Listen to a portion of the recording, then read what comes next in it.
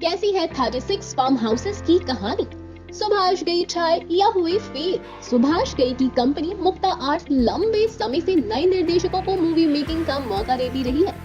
Mukul S आनंद की movie त्रिमूर्ति से लेकर राम रमेश शर्मा की 36 फार्म हाउस तक का मुक्ता आर्ट्स का सफर भी अपने आप में किसी मूवी से कम नहीं है। दर्शकों, राज कपूर के बाद हिंदी सिनेमा के दूसरे शो मैन कहलाए सुभाष घई को खुद निर्देशन से दूर हुए 8 साल हो चुका है।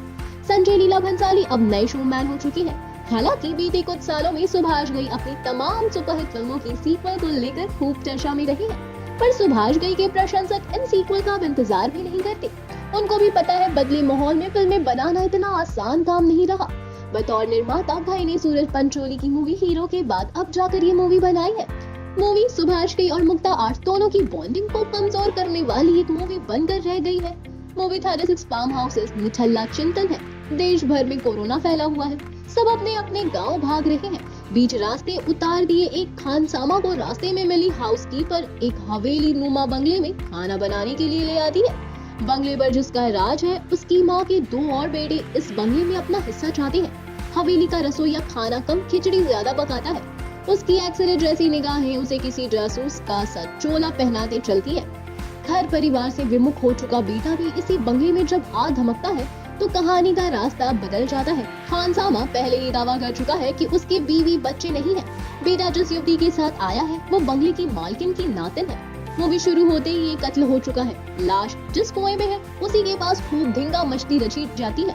कहानी जलेबी सी गोल गोल घूमती हुई जहाँ पहुँचती है वहाँ आकर लगता यही है कि आपने अपने जीवन के 100 मिनट एक ऐसी मूवी पर जाया कर दिए जिसका हासिल कुछ था ही नहीं।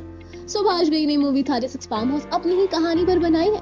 मूवी की पटकथा में नाम मुक्ता स्टोरी लैब का। मूवी भी एक प्रयोगशाला जैसी, लेकिन ये केमिस्ट्री फेल है। इसका फॉर्मूला भी गड़बड़ निकला। जिस मूवी में कलाकार अपना गाना तक लिप सिंक न कर सके और निर्देशक भी उसे जैसे तैसे एडिट करके OTT पर डाल दे, तो ये तो किसी भी तरह मूवी बनाकर रिलीज कर देने की मजबूरी ही हो रही है। हो ये भी सकता है कि G5 की प्रयोगशाला की क्वालिटी चेक खिड़की भविष्य की आशंकाओं को देखते हुए बंद हो चुकी हो। सुभाष घई की कंपनी की मूवी उद्योग में रही साख पर बट्टा लगे 20 बरस हो चुके हैं। चोटी पर पहुंच रहे सितारे ऋतिक रोशन के साथ बनाई उनकी मूवी यादें उनके शानदार करियर का आखिरी चमकता पत्थर रही है। उसके बाद से ये रास्ता अब जिस 36 फार्म हाउस तक पहुंचा है वहाँ आकर कोई उम्मीद आगे की दिखती तो नहीं है। बतौर निर्माता अपनी पिछली फिल्म सूरज पंचोली के साथ बनाने वाली कंपनी मुक्ता आर्ट्स की नई मूवी 36 फार्म हाउस के हीरो विजय राज और संजय मिश्रा है। एक दिलचस्प कहानी पर अगर पटकथा अच्छी लिखी गई होती तो मामला विक्टोरिया नंबर 203 जैसा हो सकता था, लेकिन मूवी की पटकथा और इसका निर्देशन दोनों 2M स्तर का है। संजय मिश्रा और विजय राज दोनों ओवर एक्टिंग के शिकार हैं। दोनों को ये समझना बाकी है कि उनके प्रशंसक जरूर लाखों में है, लेकिन वे उनके अभिनय के प्रशंसक है, नाम के नहीं।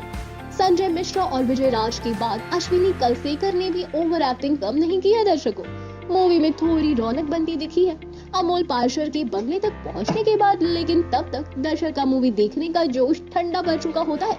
तो आपको कैसी लगी 36 फार्म हाउस? हमें कमेंट में जरूर बताएं। हम फिर मिलेंगे एक नई वीडियो के साथ। तब तक खुश रहें और सेफ रहें। बाय।